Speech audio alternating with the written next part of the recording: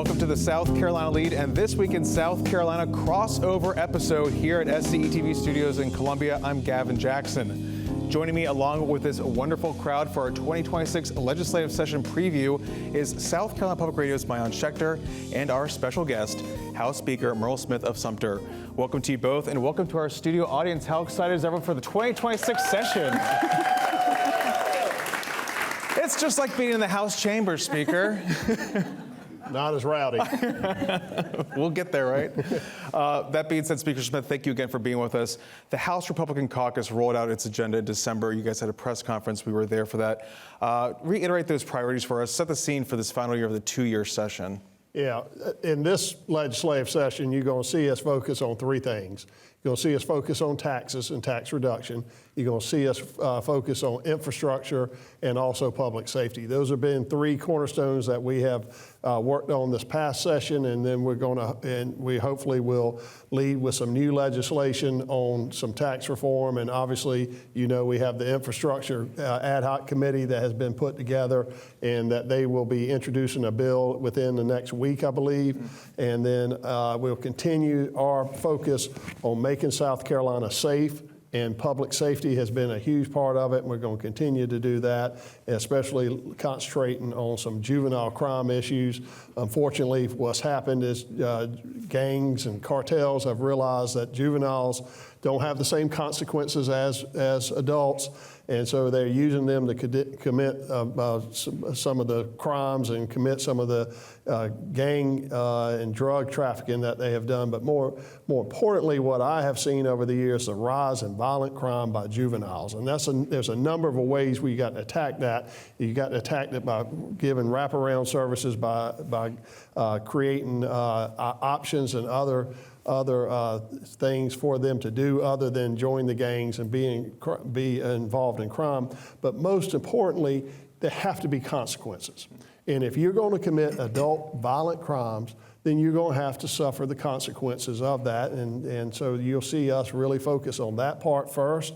And Brandon Cox, who from Berkeley County, put together a little committee within the last few weeks of 2025. And he is going to roll out this bill on the juvenile crime and then continue with other bills to follow. So you'll see a real focus on that. Because y'all did pass that smash and grab bill, right? Wasn't that last year? The retail theft crime last year. We did that last year, as well as the fentanyl death bill. We passed in the anti-squatters bill in the House last year. So we've done a number of focused over the years on trying to make sure that South Carolinians can feel safe in their homes and feel safe in their communities. Mm-hmm. I know one of the priorities that's not on your list is redistricting. We've talked about this, but I want to get you on it right now because it's the new year. We're starting off. There's still talk about this, not necessarily within your caucus, but with some members in the House. Mid-cycle redistricting, which is something that gained traction across the country at President Donald Trump's behest. We have 7 congressional districts in the state, 6 solid Republican, followed the last redrawing of the districts, and 1 solid Democrat. On Wednesday, Senate Republican leadership said that such redistricting is unlikely this session, though some in the House would like to see it. Would you agree with the Senate's summation of this? I would agree with the Senate's summation of that, as well as what Governor McMaster has said. When you look at the districts, I think South Carolina was ahead of the curve. Because when we redistricted in 2020, you remember we had 2 Democrats and 5 Republicans. Mm-hmm. And we took Charleston, the 1st congressional district, and made that where it would lean Republican, because at that point, the United States Supreme Court had said partisanship was not a prohibitive element under the Voting Rights Act. And we obviously were sued. We went to court, and I will give it the credit to the General Assembly is we lost in the trial court. We went up to the 4th Circuit Court of Appeals. We lost there, and we took it all the way to the Supreme Court and won. They overturned. They held up our map, so we got a 6-to-1 advantage. And I think when you look at where you're going, the maps that I have seen and the numbers I have seen from the proposals still has a district that that leans heavily Democrat. And so I think what Senator Massey said was that we better be careful, because we could end up with a 5-2 or 4-3, and that would defeat the whole purpose of going through reapportionment. How come that message isn't resonating enough, you think? Because it's technical. Yeah. You know, people speak in sound bites, And those can be always juicy, but when you get into the details, you got to understand it. And that's part about being a politician and being a statesman. When you are governing and you're trying to lead the state and improve your state, you've got to get into the details and look at the consequences, what your obvious consequences and the unintended consequences. Want to follow up on one of the priorities that I think probably everyone in this room and everyone in South Carolina talks about, and you've kind of previewed it, roads, infrastructure. Talking about that DOT modernization committee that you created that's been meeting over the past year, and like you said, we'll have a bill. We know that the bill is supposed to address policy and spending initiatives as it relates to infrastructure. What do you hope to see in this bill? What can South Carolinians expect to see? Well, if you've been to Charleston, you've been to Greenville, and maybe even here in Columbia, you understand that congestion's real. And congestion is wasting people's time, and it's making it more difficult to get to your jobs, and it affects your quality of life. So we've got to do something about that. That's why I put together this committee, and you will see us focus on issues of trying to decongest the urban areas, and also continue on the rural safety plan and make sure most that our rural areas are paid attention to, so to speak, and that they are safe, because most deaths in the state occur in the rural areas. And so you have to put a focus on that in the roads, because those are the most dangerous roads, but you also have to deal with congestion. So what you'll see here is you're going to see first, it's going to be a three-pronged attack. First, you got to deal with all these unnecessary regulations. And thank goodness we have President Trump in office, and his DOT secretary are doing great jobs of trying to reduce those impediments that cause the inflation and the cost of roads.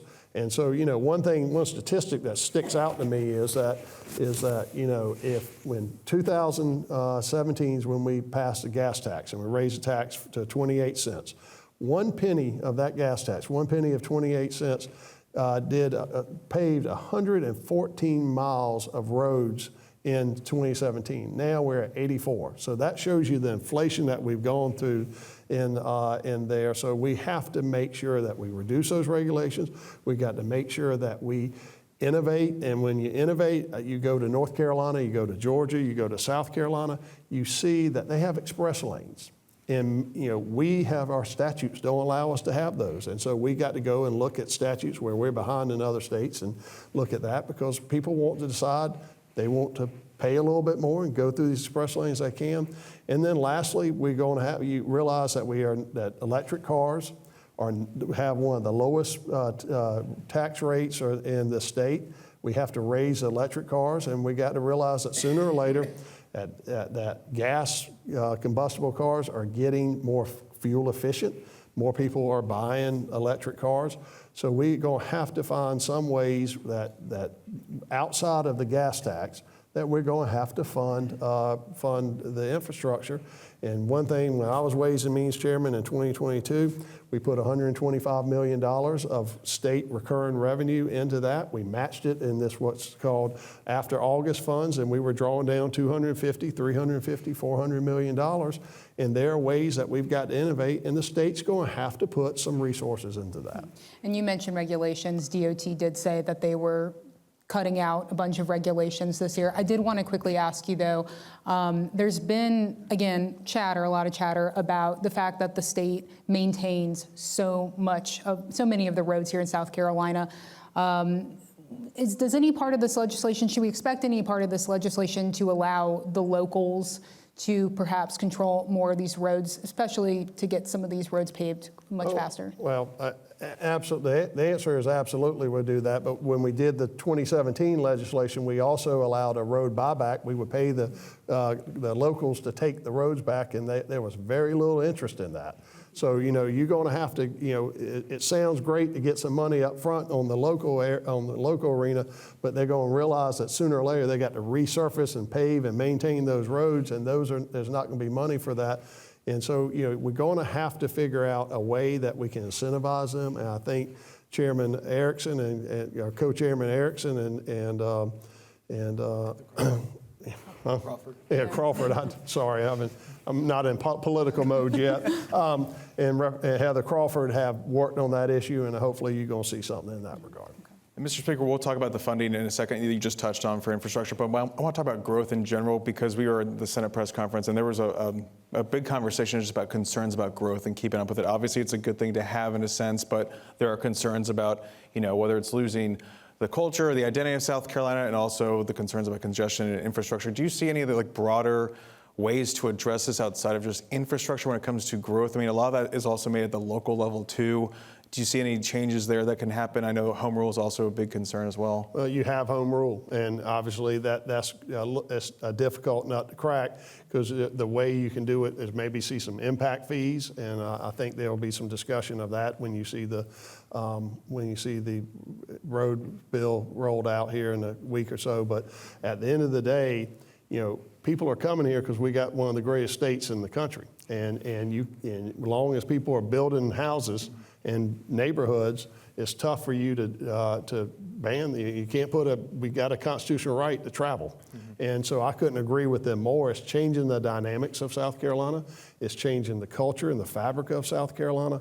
But, you also, you can't put your head in the sand and say, we're not going to do anything. You're going to have to be proactive, and you've got to continue to look and make investments that grow South Carolina and keep us a prosperous state. And to that effect, we're talking about money and investments for the infrastructure. The governor in his budget, his proposal mentioned spending $1.1 billion in new money to expedite roads and interstate projects. This is on top of SCDOT's request for an additional $300 million, I think, to expedite bridge replacements. We're talking big money here. Do you see that being actually feasible when it comes to that amount of money going around? Well, I think you've seen the state invest in the past and taken a lot of the surplus money and putting it into the roads in big numbers, $500 million. You remember a lot of the ARPA money that we did not have to use ARPA money. A lot of that went to roads and widening the interstates, and that has been, obviously it's slow, but it's going to really help with South Carolina. So I am a proponent of taking surplus money and putting it there at DOT. And for the last 2 years, we have given $200 million for the $1 billion bridge and repair in South Carolina. And so we'll continue to fund that in a manner to which the DOT can still work on those bridges and keep it in line with the construction of it. But I think that is a wise investment for South Carolina to put a lot of resources back into our roads. Speaking of budget, as South Carolina grows, the demand on state services also grow, as you know, as especially former Ways and Means Chairman. What other big budget priorities do you expect to see this year? Well, obviously infrastructure, as I talked about, and I think you'll continue to see our emphasis that we put on law enforcement and crime and making sure that South Carolina has the tools necessary to prosecute people who are committing crimes and to keep South Carolina safe. So you'll see a lot of investment in that. And again, I think the last thing that we don't get a lot of credit for, and when I first got elected, the biggest issue was education and teachers' pay. And I remember when we first got elected, our goal was to be at the Southeastern average. We are now leading, we're above the Southeastern average. And so we're going to fulfill Government Master's last promise to have a starting salary as a teacher in South Carolina of $50,000 and continue. Not only do we raise the starting salaries, but we raise the whole pay band of teachers.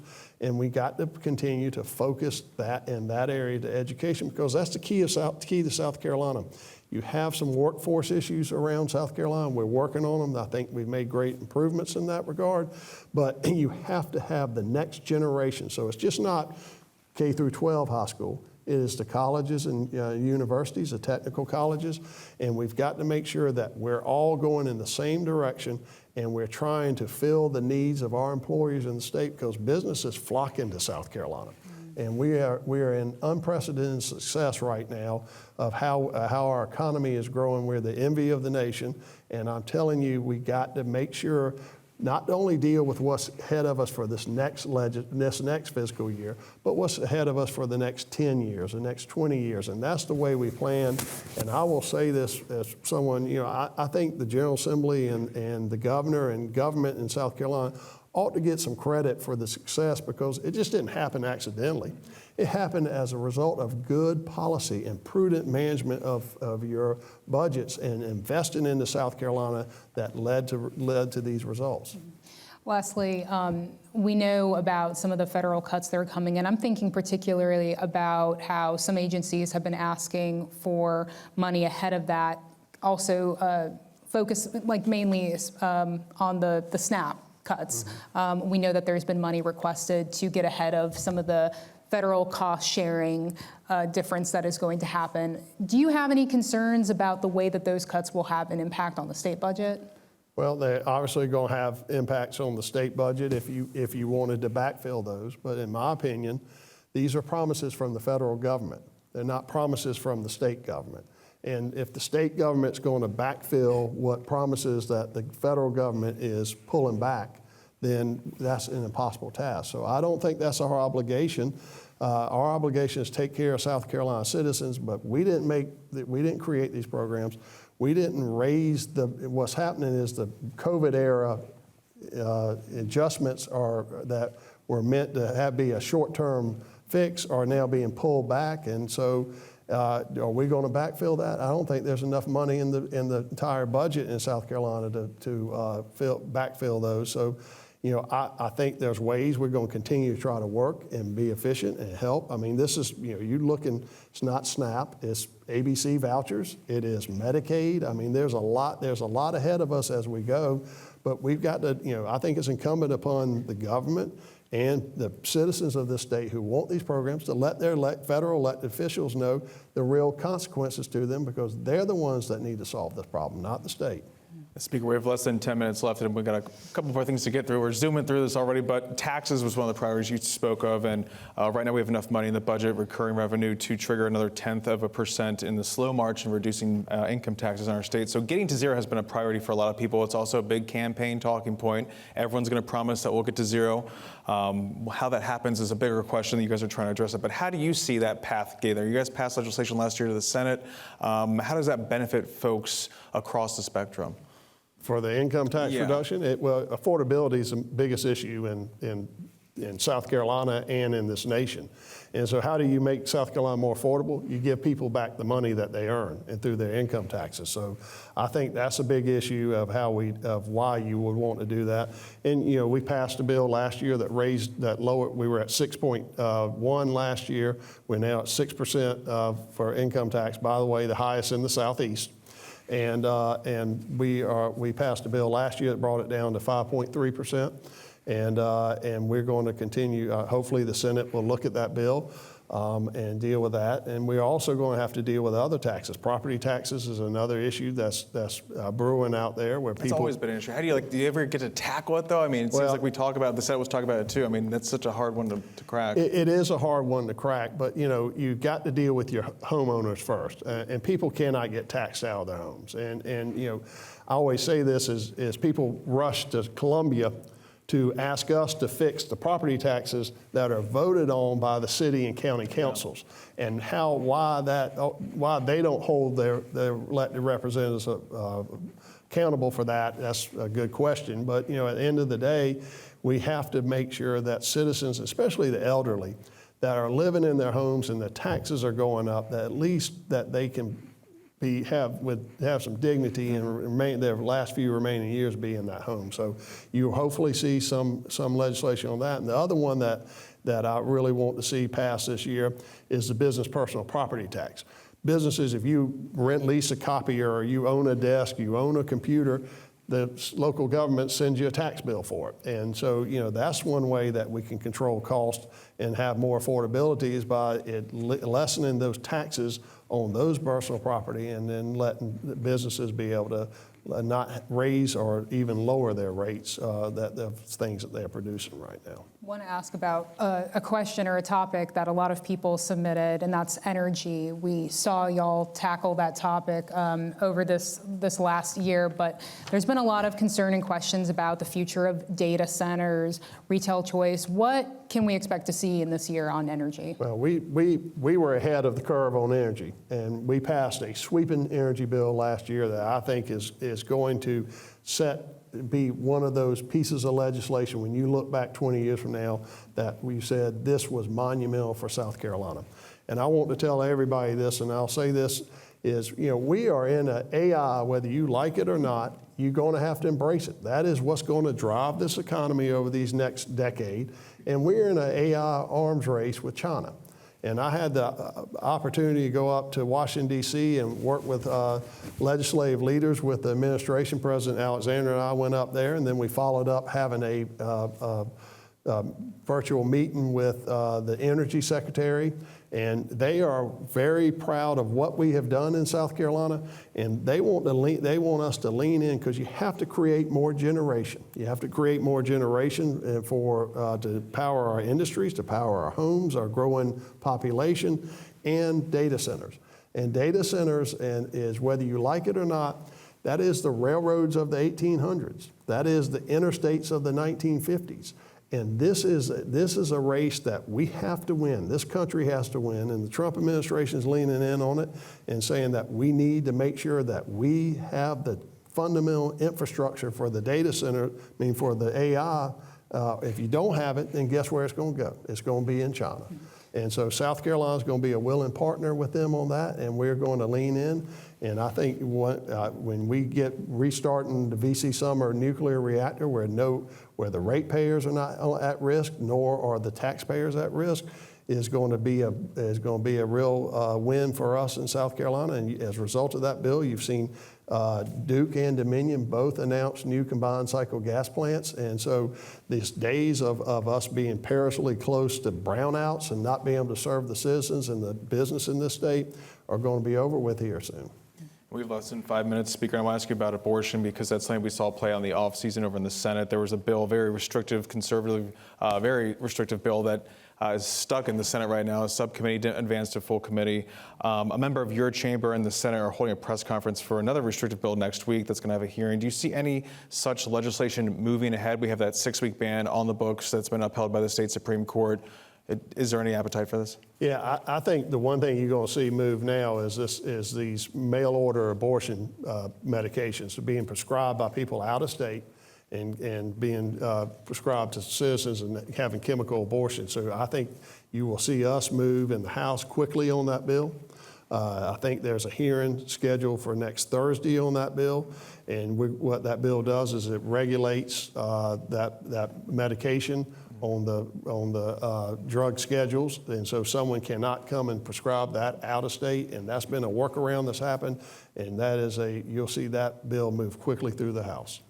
I do want to ask just a quick question about just security, especially in light of what happened to the former speaker in Minnesota and another legislator. We know that legislatures all over the country are taking security measures much, much more seriously. What are you all doing in the House? You don't need to give us, obviously, the blueprints, but does it concern you at all?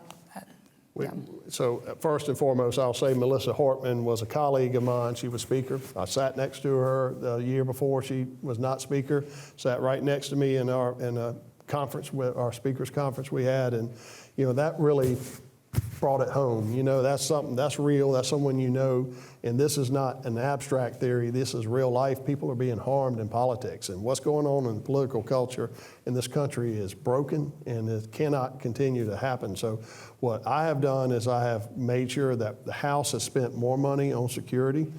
When you come over to the State House, you're going to see it's harder to get in there and harder to run amok in there. You will see new X-ray machines and you will see a lot more security in our building. And I'm not going to talk about the specific things that we have done, but my job as leader of the House is to protect my members, and I'm going to do everything I can to protect my members, because I hope nothing ever happens like that in our state. But you have to be prepared, and you have to make sure that you protect them. And I am absolutely committed to that, as well as President Alexander and the governor. And that's great to hear, Mr. Speaker. We have less than a minute left, and I'm going to ask you one quick question, hopefully. The governor, this is his last year. He's had a lot of legislative wins. Briefly talk about your relationship with him and what you want to see in a successor of for the next governor? Well, it's been an honor to work with Henry McMaster. He embodies what's good in South Carolina. He embodies what a politician should be in South Carolina. And it's been a pleasure working with him.